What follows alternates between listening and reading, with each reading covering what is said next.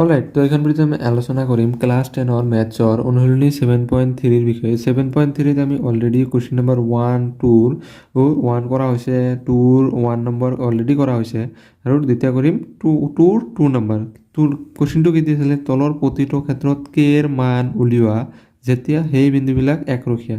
মই কৈছিলোঁ 1 নম্বৰ যেতিয়া কৰিছিলোঁ যে যদি বিন্দু তিনিটা একৰখীয়া হয় তেনেহ'লে আমি কি কৰিব লাগিব যে সেই বিন্দু তিনিটা দি আমি ত্ৰিভুজ কেতিয়াও গঠন কৰিব নোৱাৰোঁ। তো সেইটো হিচাপত আমাৰ কি হ'ব, আমাৰ ত্ৰিভুজৰ কালি কি হ'ব, 0 হ'ব লাগিব। তো সেইটো নিয়মতে আমি এইটো সমাধান কৰিম। 2 নম্বৰ কুৱেশ্যনত 2 নম্বৰ, ইয়াত কি দিয়া আছিলে, ফাৰ্ষ্ট আমি লিখিম যে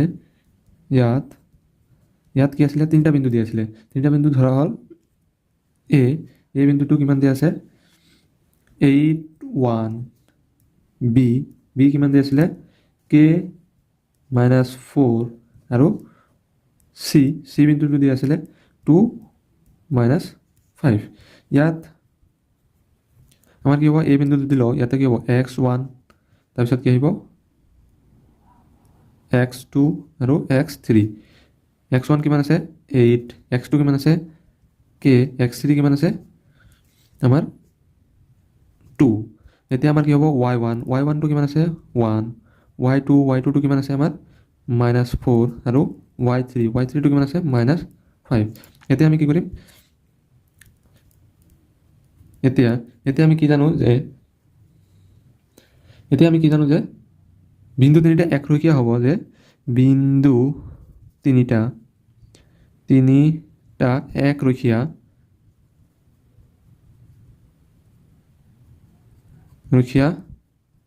হ'ব যদি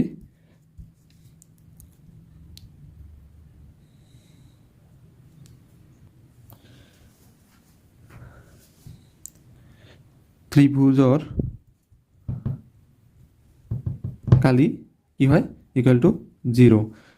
এইখিনি বাদ দি তোমালোকে এইটো লিখিব পাৰা, একৰখীয়া হ'লে কি হ'ব, ত্ৰিভুজৰ কালি কি হ'ব 0 হ'ব।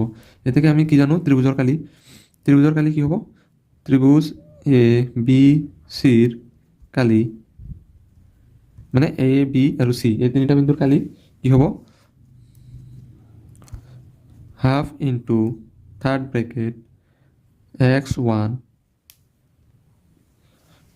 y2 - y3 plus x2 y3 - y1 plus x3 y1 - y2 equal to কিমান হ'ব 0। তো এইটো আমি এতিয়া মানকেইটা বহাই দিম। কি আছিলে x1 মান কিমান আছিলে 8 ইনটু y1 মান কিমান আছিলে 1 মাইনাছ y3 কি আছিলে -5 মাইনাছ কি হ'ব প্লাছ 5 প্লাছ x2 কিমান আছে x2 মান আছিলে k, y3 কিমান আছে -5 মাইনাছ y1 মানে 1 প্লাছ x3টো মান কিমান আছিলে 2, y1 - y2 কিমান আছে 1 মাইনাছ y2 মানে -4 ইকুৱেল টু কি হ'ব 0। তো এইটো হিচাপত আমাৰ কি থাকে হাফ। ইয়াতে আমাৰ কি হ'ব 5 + 1 6 8 into 6 minus k into 5 minus plus minus k into 5 k into 1 minus k plus 1 + 4 2 into 5 equal to 0। Next আমাৰ কি থাকিব হাফ ইনটু আমাৰ কি হ'ব 8 ইনটু 6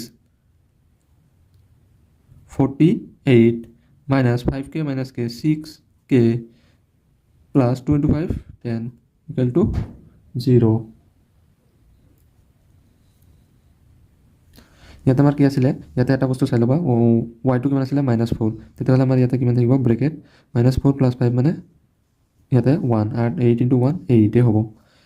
ঠিক আছে, তাৰপিছত আমাৰ কি হ'ব half into 8 + 10 18 minus 6k equal to 0। এই 2টো হৰণ আছে, এইফালে গ'লে কি হ'ব আমাৰ পূৰণ হ'লে আমাৰ কি হ'ব 0 হ'ব। তো 18 মাইনাছ 6k ইকুৱেল টু কি হ'ব 0। তাৰমানে আমাৰ কিমান লিখিব পাৰোঁ